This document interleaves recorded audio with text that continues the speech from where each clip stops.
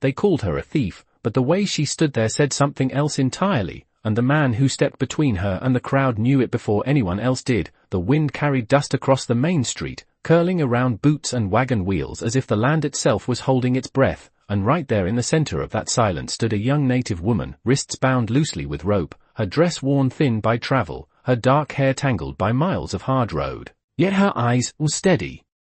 unbroken, moved across the faces surrounding her like she was measuring each one for something they couldn't see. The townsfolk muttered under their breath, words like Apache and trouble drifting through the dry air, their voices low but sharp, the kind of judgment that didn't need proof, only a target. And just as the sheriff reached forward, uncertain but pressured, a single set of boots stepped into the space between them, slow, deliberate, final. Ethan Cole didn't raise his voice, didn't reach for a weapon, didn't even look at the crowd at first. He simply placed himself there, shoulders squared, hat casting a shadow over eyes that had seen too much to be hurried, and when he finally spoke, it was quiet enough that people had to lean in to hear. She stands behind me, and something in the way he said it made the air tighten, like a storm about to break without thunder. A few men laughed, short and uneasy, others spat into the dirt, but none of them moved forward, not yet.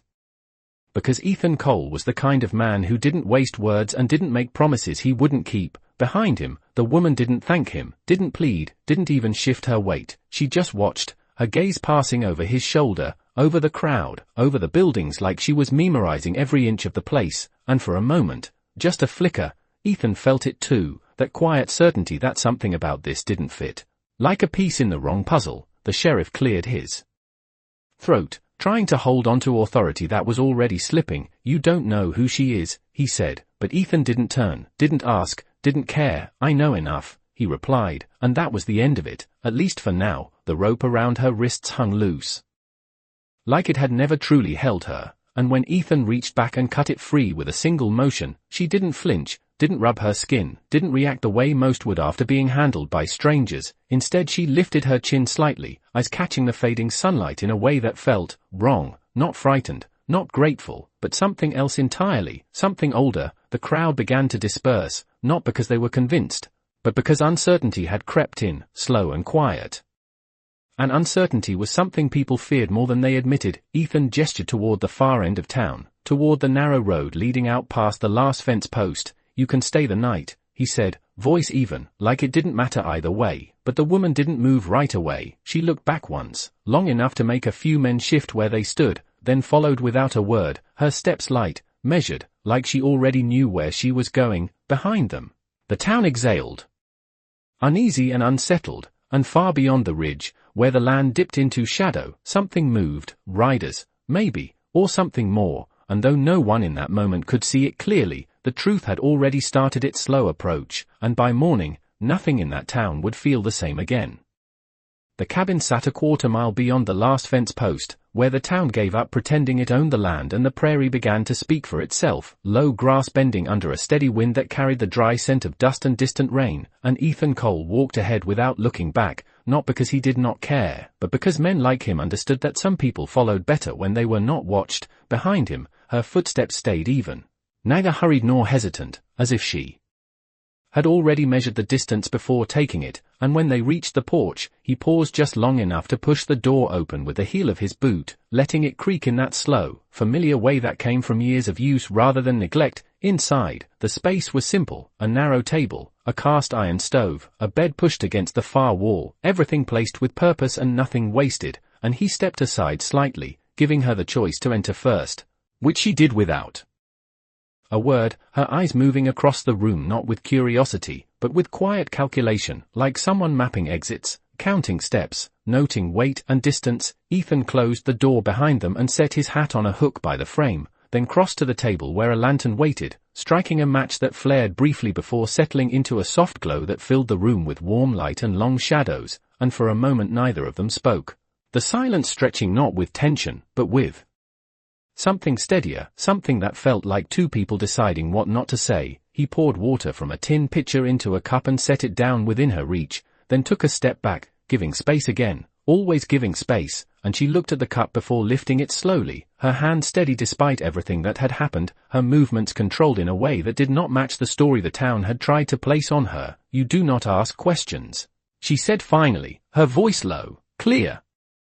shaped carefully in English that carried only the faintest trace of somewhere else, and Ethan leaned one shoulder against the wall, arms loose at his sides. Questions do not change what is already happening, he replied, and she studied him for a long second, not surprised, not impressed, just measuring again, always measuring. Outside, the wind shifted, carrying a different sound now, distant but real, the faint rhythm of horses moving across open ground, not fast, not slow, but certain, and her gaze flickered toward the window before returning to him, just a fraction of a second, but enough, Ethan noticed, because men like him notice small things, the things others ignored, and he pushed himself off the wall, stepping toward the door, opening it just enough to let the night air brush against his face, bringing with it that same distant rhythm, and when he closed it again, the room felt smaller somehow, like the walls had leaned in to listen. She set the cup down without finishing it and reached slowly to the collar of her worn dress, fingers slipping beneath the fabric to draw something out, a thin leather cord with a small piece tied at its center, something dull in the lantern light but shaped with care, and for a moment she held it in her palm. Not offering it, not hiding it, simply letting it exist between them. Ethan's eyes settled on it, and something in his expression changed, not recognition exactly, but the beginning of it, like a memory trying to find its way back, and he did not ask what it was, did not reach for it, only said, quieter now, they are not coming for a thief, and her gaze met his again, steady as before, but deeper somehow. No, she answered, just as quietly, they are not, and outside, somewhere beyond the dark line of the ridge, the sound of riders grew a little closer, carried on the wind that never stopped moving. The night settled heavy over the prairie, not loud, not restless, just present in a way that made every small sound carry farther than it should, and Ethan Cole stood by the door for a moment longer than necessary, listening not with his ears alone but with the kind of instinct that had kept him alive through too many uncertain roads, the rhythm outside no longer distant enough to ignore, not yet close enough to see, but steady, deliberate, like men who knew exactly where they were going and had no need to rush. Behind him, she had not moved far, still standing near the table, the small object resting against her palm now hidden again beneath the fabric at her collar, and when he turned back into the room, she was watching him, not asking, not fearing, simply waiting for him to decide something she already seemed to understand. You should rest, he said, though his tone carried no expectation that she would, and she tilted her head just slightly, as if the word meant something different to her than it did to him. Rest comes when the ground is quiet, she answered, and there was no challenge in it, only truth, the kind that did not need agreement. Ethan moved to the window this time, pushing the curtain aside just enough to look out, the horizon a long dark line broken only by the faint suggestion of movement, shapes blending with shadow, and for a brief second the moon slipped from behind a thin stretch of cloud, casting just enough light to catch something reflective, something that did not belong to cattle or wandering travelers, something organized, and he let the curtain fall back into place without comment. How many? He asked, not turning around, and her answer came without hesitation. Enough, and that was all. No number, no detail, just certainty, the kind that made counting unnecessary. The cabin seemed smaller now, not because the walls had moved, but because whatever was coming had already entered the space between them, filling it with a quiet weight, and Ethan reached for his coat hanging near the door, pulling it on slow, deliberate, each movement measured, not rushed, because rushing was for men who had already decided to lose. She stepped closer then, just one pace, enough for the lantern light to catch her face fully, and for the first time there was something else there, not fear, not relief, but something like acceptance, as if this moment had been expected long before the town, before the rope, before him. You can leave, she said, her voice even, offering him an exit the same way he had offered her shelter, and Ethan shook his head once, small, final, no. He replied, not loud, not stubborn, just settled, and the word seemed to land in the room like a stone in still water, sending out ripples neither of them acknowledged. Outside, the sound grew clearer now, the soft percussion of hooves against dry earth, measured and controlled, not the chaos of pursuit, but the order of arrival, and somewhere in that rhythm there was something else too, something almost ceremonial, like men who were not hunting, but returning. Ethan stepped back toward the door again, this time not to listen, but to wait, his hand resting loosely at his side, not reaching for anything, because whatever this was, it was not the kind of moment a weapon could solve. She moved beside him then, not behind, not hidden, standing level with his shoulder, her posture straight, her gaze fixed on the dark beyond the threshold, and when the first shape finally broke from the horizon into something visible, neither of them spoke. Because by then, words had already become unnecessary. The first rider came into view without urgency, his horse moving at a steady pace that carried more purpose than speed, and behind him the others followed in quiet formation, their silhouettes rising and falling with the land like shadows that belonged to it rather than men passing through it, and Ethan Cole stood in the doorway of his cabin, one hand resting lightly against the frame, not blocking, not welcoming, simply present, while beside him she did not step forward, did not step back, only watched, her breathing even, her posture unchanged as if this moment had already happened somewhere in her mind long before it reached the world. The wind shifted again, carrying with it the faint scent of leather and sage, and the sound of hooves slowed as the riders approached the edge of the clearing. Not breaking formation, not calling out, just arriving, and when they stopped, there was no immediate movement, no raised voices, no signs of tension that the town would have expected, only stillness, deep and deliberate, like the land itself had decided to wait. Ethan's eyes moved across them, counting without appearing to count, noting the spacing, the discipline, the absence of chaos, and something in that quiet order told him more than any words could have. These were not men chasing. These were men answering. One of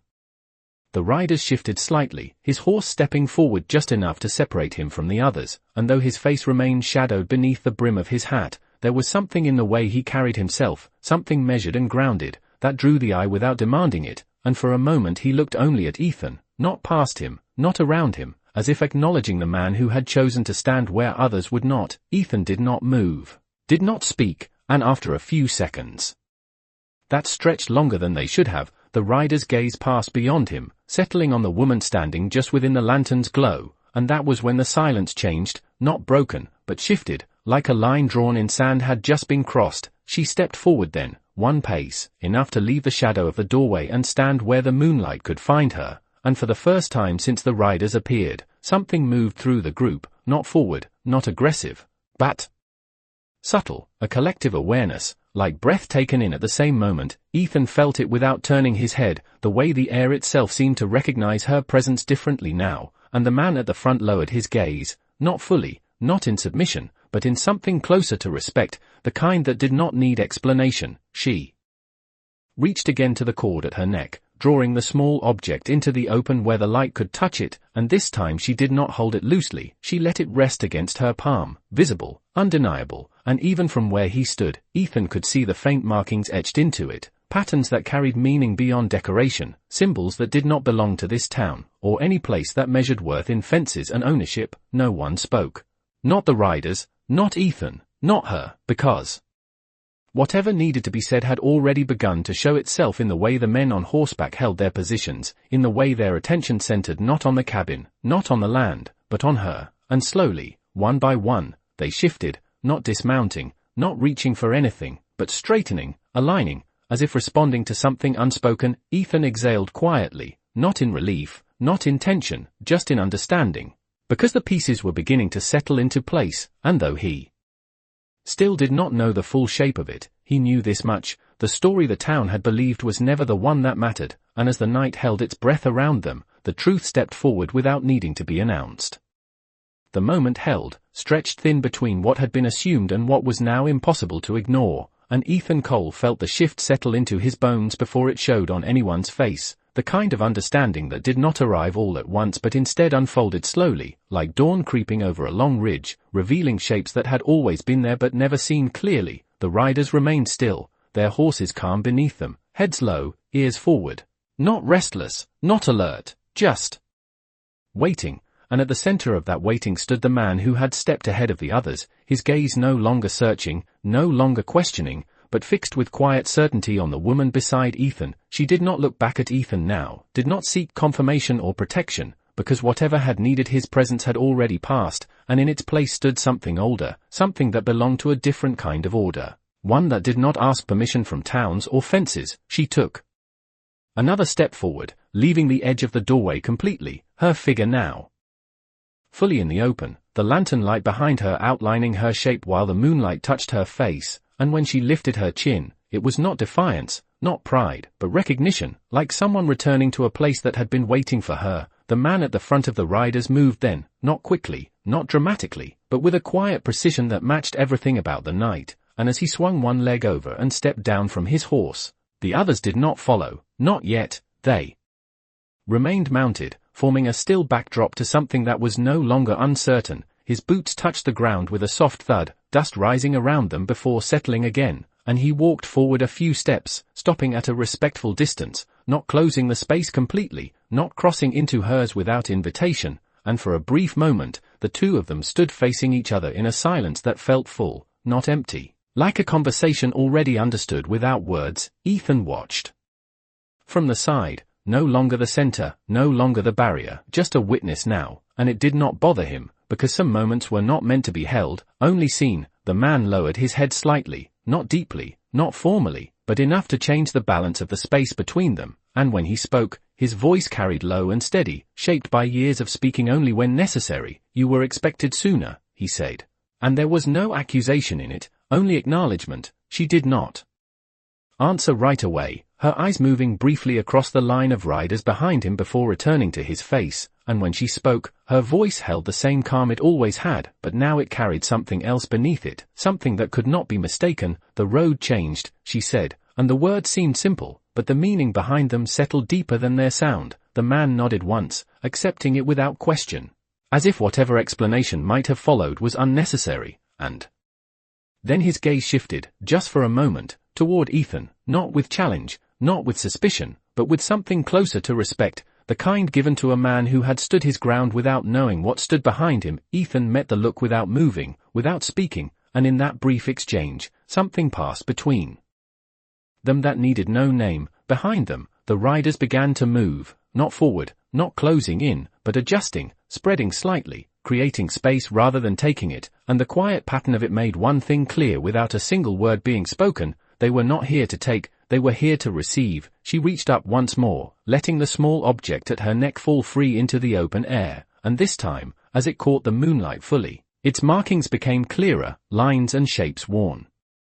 smooth by time but still unmistakable in their meaning, and the man before her lowered his gaze again, deeper now, not out of obligation, but out of recognition of something greater than himself. Ethan exhaled slowly, the last piece settling into place, and though no one had said it aloud, the truth now stood clear in the space between all of them. The woman the town had tried to bind and name had never been theirs to judge, and the man who had chosen to stand for her had not stepped into trouble. He had stepped into something far older than the land beneath his boots, something that did not shout, did not demand, but simply arrived, and waited to be seen. The quiet did not break, it deepened, settling over the clearing like a second sky, and Ethan Cole remained where he stood, no longer the man between two sides, but the one who had unknowingly stepped into the space where truth revealed itself without noise. And as he watched, the balance of everything shifted once more, not with force, but with recognition. The man who had dismounted took another step forward, then stopped again, as if there were lines drawn in the dust that only he and the woman could see. And when he spoke this time, his voice carried something steadier, something that belonged not to a single man, but to many. "They have been searching," he said, not as a warning, not as a question, but as a statement of what had already happened beyond the reach of this small piece of land, and she listened without interrupting, her gaze steady, her shoulders relaxed, as if the weight of that sentence had never been hers to carry. Behind him, one of the riders shifted, then another, and slowly, almost like a ripple moving across still water, they began to dismount, one by one, boots touching the ground in quiet succession, not in haste, not in disorder, but with a rhythm that spoke of discipline shaped over years. And when they stood, they did not spread out, did not surround, they remained where they were, forming a wide arc that faced inward, not toward Ethan, not toward the cabin, but toward her. Ethan noticed it then, the way their attention aligned, the way their posture changed, and something in his chest settled into a calm understanding that no words could have explained, because this was not a gathering for conflict, it was something else entirely. She stepped forward again, closing part of the distance between herself and the man before her, and as she did, the small object at her neck shifted with her movement, catching the light once more, and this time the effect was unmistakable. Every man standing in that clearing saw it, not as decoration, not as ornament, but as something known, something recognized across distance and time, and the air responded to it, tightening, focusing, as if the land itself had turned its attention toward that single point. The man lowered his head further now, no hesitation, no calculation, and the gesture carried weight far beyond its simplicity, and one by one, without command, without signal, the others followed, not dropping fully, not performing a show, but bowing their heads in quiet unison. A motion so natural it felt like breathing. Ethan felt it then, clear and undeniable, the truth that had been approaching since the moment he stepped into the street earlier that day. The woman he had chosen to stand for was not someone in need of protection, not in the way the town had believed, and the men before him were not here to claim her, but to acknowledge her. She did not react to their gesture with surprise, did not step back, did not reach out. She simply stood there, accepting it the way a person accepts something that has always been theirs, and after a few seconds that stretched long enough to change the shape of the night, she spoke, her voice low but carrying across the clearing without effort. "Raise your heads," she said, and they did, immediately, not rushed, not hesitant, but with the quiet obedience of men who did not question what they already understood. Ethan exhaled slowly, the final piece settling into place, and though no one had said it directly, the truth now stood clear in the open air between them all. The woman the town had tried to define had never belonged to their fear or their judgment. She belonged to something far older, something that did not need to prove itself, and as the wind moved through the grass once more, carrying the scent of earth and distance, Ethan realized that what had begun as a simple act of standing in front of one person had led him into a moment where nothing was simple anymore, and nothing would return to what it had been before. The night did not rush forward, it lingered, as if even time itself understood that something had shifted in a way that could not be undone, and Ethan Cole stood just off to the side now, no longer part of the center but not removed from it either, watching the shape of things settle into something clearer than before, something that no longer needed guessing. The men who had lowered their heads now stood upright again, but their posture had changed, not relaxed, not casual, but aligned, like each of them had taken their place in something larger than themselves, and at the center of it all, she remained still, her presence no longer quiet in the way it had been when she stood in the town square, but steady in a different way, like a foundation revealed beneath dust. The man before her took one more step closer, slow enough to show intent, stopping again just short of where her shadow met his, and this time when he spoke, there was no distance left in his voice. "The council waits," he said, and the words carried weight beyond their simplicity, reaching farther than the clearing, farther than the ridge, into something that stretched across land and memory. She listened, her eyes holding his, and for a moment Ethan thought she might refuse, not out of defiance, but because she did not need to follow anyone's expectation, but instead she gave a small nod, once, deliberate, and the effect of that single motion passed through the men behind him like a quiet current, shoulders straightening, attention sharpening, not because they were commanded, but because something had been confirmed. Ethan shifted his weight slightly, the boards of the porch creaking under his boots, and for the first time since the riders arrived, her gaze moved back to him, not long, not searching, but enough, and in that brief look there was no longer the distance of strangers or the caution of uncertainty. There was recognition, not of who he was, but of what he had done, and it did not need to be spoken. "You stood," she said, her voice softer now, not for him alone, but for the moment itself. And Ethan gave a small shrug, almost absent, like the act had not belonged to him in the first place, seemed right. He answered, and that was all, because anything more would have made it something else. The wind moved through again, brushing past them, carrying the scent of open land and something older, something that did not belong to towns or boundaries, and the man before her stepped back slightly, creating space where there had been none, an unspoken invitation rather than a direction. She turned then, not quickly, not hesitantly, but with the ease of someone who did not need to consider where she stood, and as she stepped forward, passing beyond Ethan, the small object at her neck caught the light one last time before settling back against her chest, and he watched her go, not with regret, not with curiosity, but with a quiet understanding that some paths crossed only long enough to change direction. The men adjusted as she moved, not closing in, not leading, but forming around her in a way that made it clear without a single word that she was neither following nor being escorted. She was the center of their movement, the point from which it all extended. Ethan remained where he was, the porch beneath his feet, the cabin behind him, the open land ahead, and as the group began to move away, their figures blending slowly back into the dark line of the prairie, he realized something simple and certain. The town would wake tomorrow with questions it could not answer, but he would not be one of them, because he had seen Enough, and sometimes enough was all a man needed to carry with him. The sound of hooves returned again, steady, measured, fading not with urgency but with purpose, and when the last shape slipped beyond the ridge and the night reclaimed its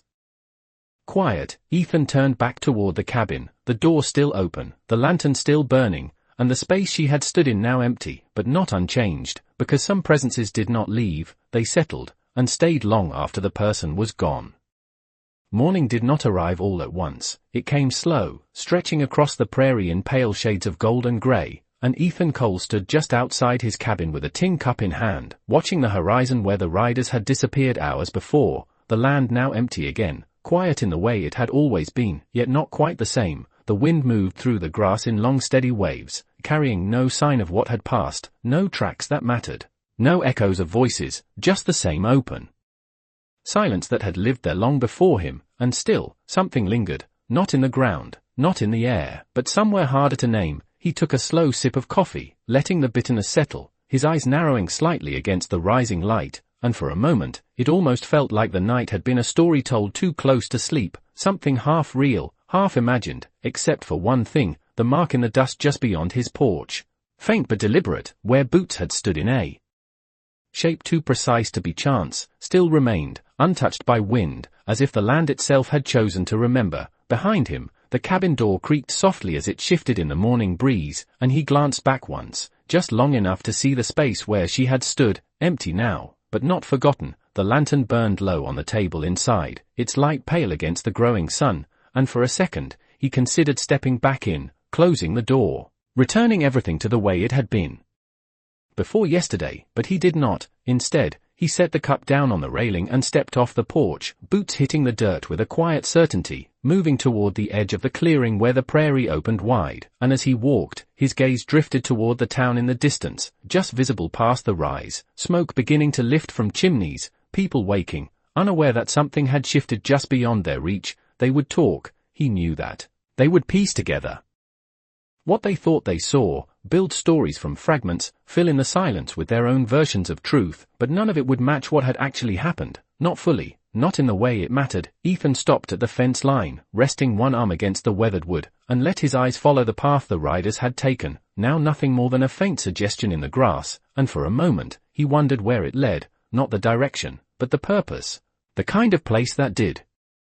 not show itself unless it chose to, the kind of place that did not need to be found to exist. The wind shifted again, brushing past him, and with it came the faintest trace of something familiar, not a sound, not a voice, but a memory of presence, steady and quiet, and he exhaled slowly, not holding on to it, not chasing it, just letting it pass. A crow called somewhere overhead, sharp and clear, breaking the stillness just enough to remind him that the world continued, unchanged in its movement, even when everything else felt different. And Ethan straightened, pushing himself off the fence, his hand lingering on the wood for just a second longer than needed before falling back to his side. He turned then, not toward the horizon, not toward where they had gone, but back toward the cabin, toward the work that waited, the same as it had every day before. And as he walked, there was no weight in his steps, no hesitation, just the quiet rhythm of a man who understood something simple and lasting, that not every truth needed to be carried, some only needed to be witnessed, and out here, under a sky that never asked questions, that was enough. By midday the town had already begun to reshape the story, bending it into something easier to hold, something that fit inside the narrow space between fear and pride, and Ethan Cole could hear it before he even reached the edge of the main street, voices drifting across the dry air in fragments, names guessed, intentions assumed, truth replaced with versions that felt safer to believe. He did not slow as he walked past the first row of buildings, boot steady against the packed dirt, hat low against the sun that now hung high and unforgiving above the rooftops, and though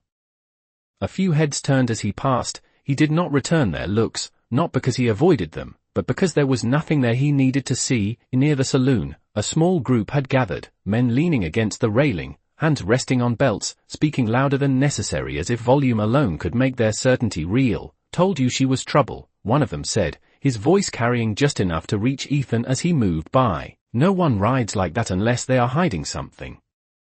And another nodded, spitting into the dust. "Or someone important," he added, though the word important sounded uneasy in his mouth, like it did not belong to the same thought. Ethan paused then, not turning fully, just enough to let his shadow fall across their line of sight, and the conversation faltered, not because of him, but because of what they could not place in his silence. "You saw them," one of the men said. "Trying to pull him into their version of things. You were there." And Ethan looked at him for a long second, not measuring, not judging, just looking, before answering in the same quiet tone he always used, "I saw enough, and nothing more." The man frowned slightly, unsatisfied, because answers like that did not feed stories, they ended them, and as Ethan moved on, the voices behind him picked up again, but softer now, uncertain, like something had slipped beyond their reach. He made his way to the far side of town where the well stood, the wooden structure casting a narrow strip of shade that barely held against the heat, and as he pulled the bucket up, the rope creaking with each turn, he noticed the sheriff standing a few yards away, hat in hand, not approaching, not leaving, just watching in the way a man does when he knows something has changed but cannot yet name how. "They came for her," the sheriff said after a moment, his voice low, more to himself than to Ethan, and Ethan nodded once, setting the bucket on the edge. "They did," he replied, and the sheriff shifted his weight, eyes narrowing slightly as if trying to see something that was no longer there. "Who was she?" he asked, not demanding, not accusing, just asking, and Ethan let the question sit for a second, feeling its weight before answering. "Someone you were not meant to judge," he said, and the word settled between them in a way that made the sheriff look down at the ground rather than argue. The wind moved through again, carrying the same dry scent of the plains, and for a moment neither man spoke, because there was nothing left that needed saying. "Not here, not now." Ethan lifted the bucket, turning back toward the road that led out of town, and as he walked, the voices faded behind him, replaced by the quiet rhythm of open land waiting just beyond the last building. And though the town would keep talking, keep reshaping what it did not understand, Ethan knew something simple and certain: the truth had already passed through, and it did not belong to them anymore. The afternoon stretched long and quiet over the land, the kind of quiet that followed after something had passed through and left no mark that could be measured, and Ethan Cole worked the fence line just beyond his cabin, hand steady, movement slow and practiced, pulling wire taut and setting posts where the ground allowed, the rhythm of it simple, familiar, the kind of work that did not ask questions and did not expect answers. The sun hung high, pressing heat down into the earth until even the wind seemed to move slower, carrying only the faint rustle of grass and the distant call of birds that circled without urgency, and for a while, nothing disturbed that stillness, not a rider, not a voice, not even the echo of what had happened the night before, as if the land itself had decided to fold that moment into something deeper than memory. Ethan wiped the back of his hand across his brow, leaving a faint line of dust, and stepped back to look at the section of fence he had just set. Straight enough, strong enough, not perfect, but nothing out here ever was, and as he reached for the next length of wire, something caught his attention, not a sound, not movement, but a shift in the way the air felt, subtle, almost nothing, but enough. He paused, one hand resting against the post, and turned his head slightly toward the ridge, the same line where the riders had vanished, and for a moment, he saw nothing, just the stretch of open land rolling into distance. But then the light changed, just enough to reveal a single figure standing there, still, silent, not approaching, not retreating, simply present. Ethan did not reach for anything, did not call out, he just stood there, watching, the two of them separated by distance that did not feel as wide as it was, and after a few seconds, the figure moved, stepping forward once, then again, slow, deliberate, and as the distance closed, the shape became clearer, the outline familiar in a way that did not surprise him. She stopped several yards away, far enough to keep the space between them intact, close enough that the details of her face could be seen again in the fading light, and for a moment, neither of them spoke, the silence not awkward, not uncertain, just shared. "You left without saying anything," Ethan said finally, his voice even, not accusing, not questioning, just stating what had been, and she tilted her head slightly, the same way she had before, considering the words rather than reacting to them. "Some things are not meant to be said when they happen," she replied, and the answer settled between them without resistance. The wind moved through again, softer now, carrying the scent of cooling earth as the sun began its slow descent, and she stepped forward one more pace, closing the distance just enough to change the weight of the moment, then reached into the fold of her clothing, drawing out something small, wrapped in leather, and held it out. Not as a gift, not as a trade, but as something being returned to where it belonged. Ethan looked at it without taking it at first, his gaze moving from the object to her face and back again, and for a second, the same quiet understanding passed between them, the kind that did not need to be explained, and then he reached out, taking it with a steady hand, feeling its weight settle into his palm. "Why me?" he asked, not out of doubt, but out of habit. The question of a man who knew things rarely came without reason, and she met his gaze without hesitation, her expression calm, certain. "Because you did not ask who I was before you chose where to stand," she said, and the word stayed with him longer than anything else that had happened. She did not wait for a response, did not linger beyond what was needed. She simply gave a small nod, the same quiet acknowledgement she had given before, and then turned, stepping back toward the open land, her figure already beginning to blend with the long shadows stretching across the prairie. And Ethan remained where he was, the object still in his hand, the fence line unfinished beside him, and as he watched her disappear beyond the rise once more, he realized something that felt as steady as the ground beneath his boots. Some things did not return to thank you, they returned to remind you why you stood in the first place. The sun dipped lower as the day began to loosen its grip on the land, shadows stretching longer across the fence line where Ethan Cole still stood, the unfinished wire catching the last light in thin silver lines that shimmered and faded with each passing second, and in his hand, the small leather-wrapped object remained, heavier now than it had been a moment ago, not because of its weight, but because of what it carried. Without saying, he turned it once between his fingers, feeling the worn edges, the careful binding, the kind of craftsmanship that came from patience rather than necessity, and after a quiet breath, he unwrapped it slowly, not out of curiosity, but out of respect, as if whatever was inside had already earned that much. The leather fell open to reveal a small piece of carved stone, smooth and cool even in the fading heat, its surface marked with the same patterns he had seen before, but clearer now, deliberate lines forming shapes that seemed simple at first glance, yet carried a depth that resisted quick understanding. And as he held it up to the light, something in him stilled, not in surprise, but in recognition of something he could not fully name. The wind moved through again, softer now, carrying the first hint of evening, and with it came a memory, not of words, but of presence, of the way she had stood, the way the riders had lowered their heads, the way the night had shifted without force. And Ethan closed his hand around the stone, not claiming it, not questioning it, just holding it the way one holds something that does not belong to them, but has been trusted to them. He slipped it carefully into his pocket, the leather wrapping folded back around it, and turned toward the cabin, the work at the fence left as it was, because some tasks could wait, and some moments asked for something quieter. Inside, the air had cooled, the lantern still faintly lit though no longer needed, and Ethan crossed to the table, setting his hat down with the same steady motion he always used, nothing rushed, nothing forced, and for a while, he did nothing else, just stood there, letting the silence settle into place, not empty, but full in a way that did not need filling. Outside, the prairie shifted into evening, the sky deepening into colors that did not last long but always came back, and somewhere in the distance, a horse moved, not fast, not close, just present enough to remind him that the world beyond his small piece of land had not stopped, it had only passed through. He stepped back outside after a moment, the air cooler now against his skin, and his eyes moved once more to the ridge, the same place where everything had begun to change, and though there was nothing there now, no figure, no movement, no sign of return, he did not expect to see anything, because whatever needed to come had already come, and whatever needed to be understood had already been given. Ethan rested his hand briefly against the doorframe, the wood worn smooth beneath his palm, and then let it fall, his gaze settling forward instead of back, toward the open land that stretched beyond what could be seen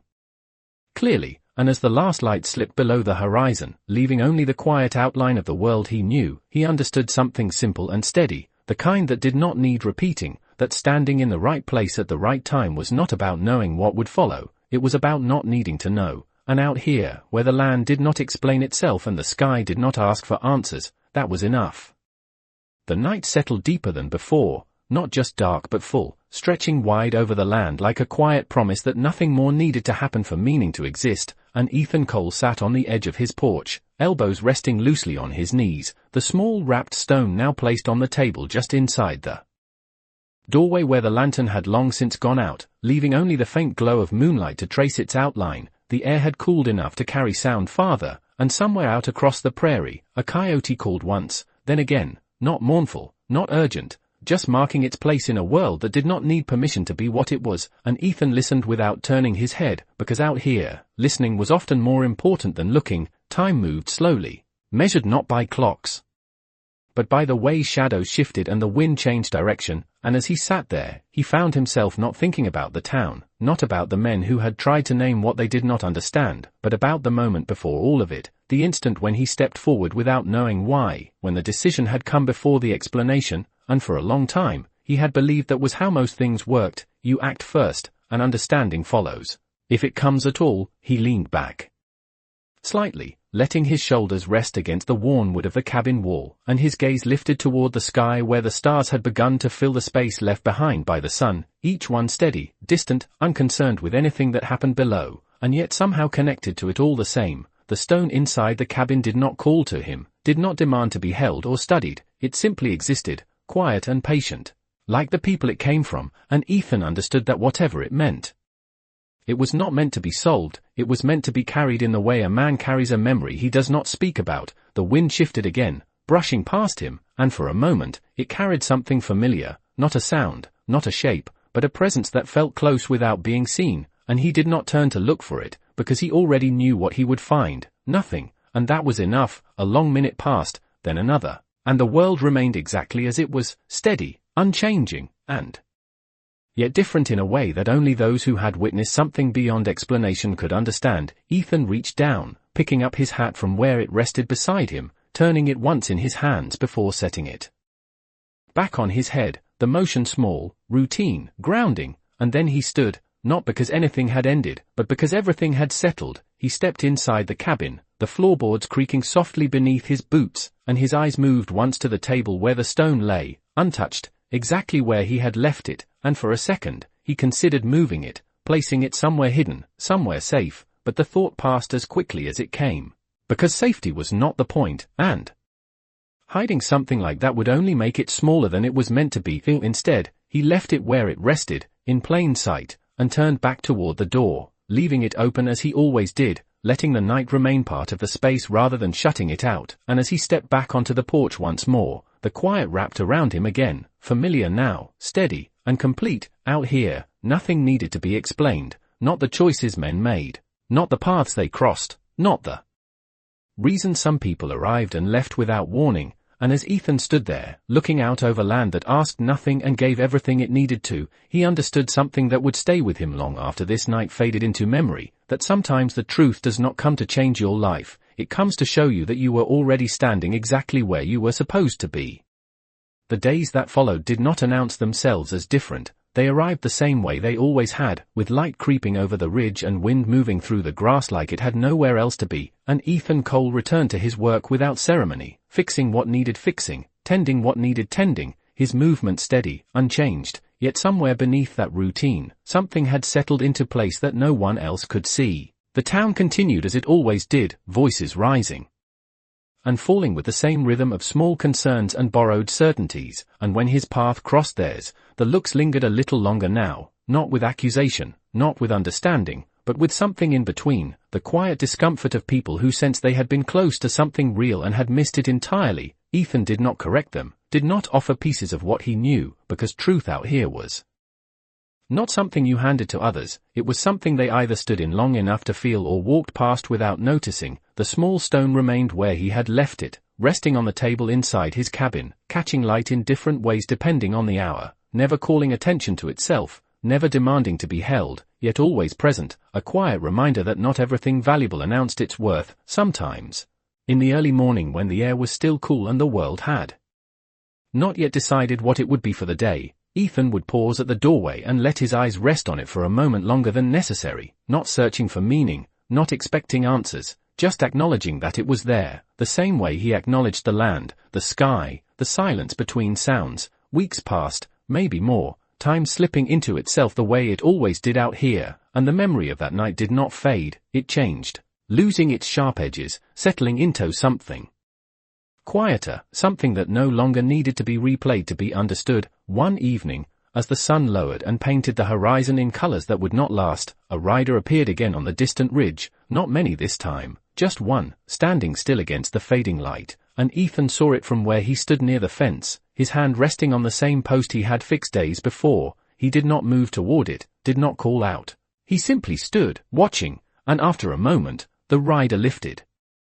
a hand, not a wave, not a signal, just a small gesture that carried no demand, only recognition, and Ethan gave the same in return, a slight lift of his own hand, nothing more, nothing less. The rider remained there for a few seconds longer, then turned, disappearing back over the ridge the same way she had before, leaving no trail that needed following, no question that needed asking. Ethan let his hand fall back to his side, the gesture already complete, and turned back toward the cabin, the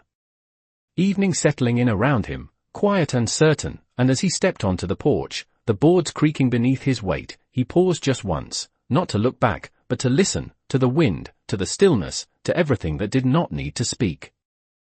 To be understood. Inside, the stone rested where it always had, unchanged, unclaimed, and Ethan moved past it without touching it, because some things were not meant to be carried in your hands, they were meant to stay where they could remind you of something you could not lose. He set his hat down, leaned it against the same hook by the door, and stepped back outside as the last light slipped away, the prairie stretching wide and open before him, and in that quiet space, with nothing left to prove and nothing left to explain, the truth remained simple, steady, and complete, that out here, justice did not need to be spoken, it only needed someone willing to stand, and then, just as quietly, step aside when the time came.